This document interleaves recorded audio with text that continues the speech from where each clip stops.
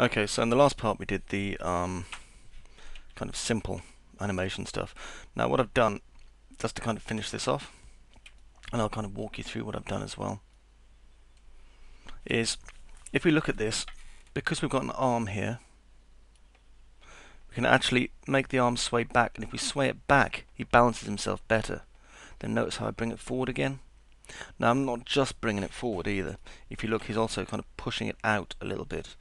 If you ever practice walking and looking at yourself while you're doing it, you'll notice that you tend to do that, yeah? Another thing is, put a bit of movement in on this gun over here. So if you look, when he's moving, the gun's rocking more. Okay, we need these secondary motions. In addition, now, every time he takes a step, when he puts his foot down, watch. He leans forward just a tiny bit, then leans back again, raises his foot. Leans forward a tiny bit, then leans back and raises his foot. And he does this every time he puts his foot down because he's heavy.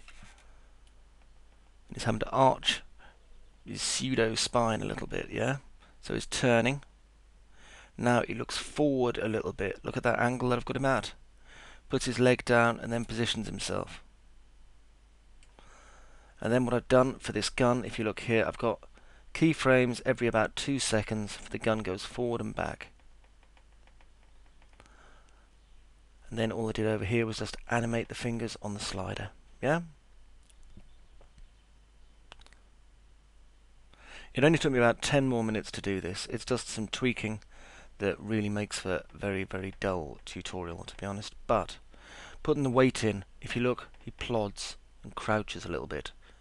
Plods and crouches. Notice how his pelvis goes down just a tiny bit. But it adds to the weight, and then he drags that leg up. Toes curl, plants the foot. Then turns. And I put that final bit of motion there into his arm, just that it looks like he's doing something. Okay, because we don't want him to stand perfectly still. We want movement almost constantly. What we could do as well, if you wanted to, round about here, if I just put my move into local.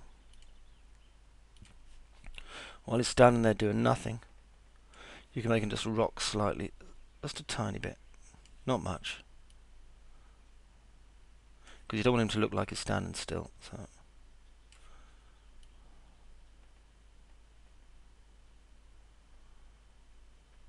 And maybe just have him move down a tiny bit as well.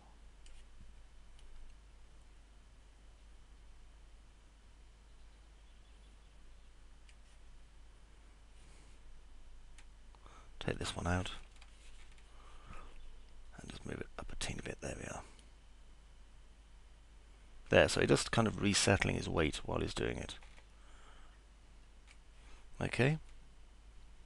Maybe we could also twist the pelvis just a tiny bit here like this. It's entirely up to you how you want to do that. Just remember you'll need to recalculate the keys for that banner though.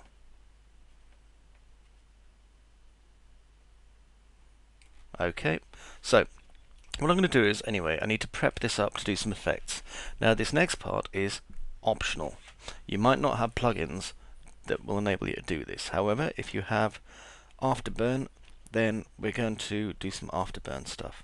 So what we're going to need for afterburn is just this piece here, and nothing else. Let's isolate the selection, and this will give us enough to work on. Now I'm going to just turn off show safe frame, and in fact I'll hide unselected. It'll just make it a bit easier. There we go. Now the good thing about this is, if you look, the animation's still there for this part, and the animation we actually want is going to be from about frame 160 to about frame 210. Okay, so we've isolated this piece, so the next part we're going to start actually building some afterburn stuff.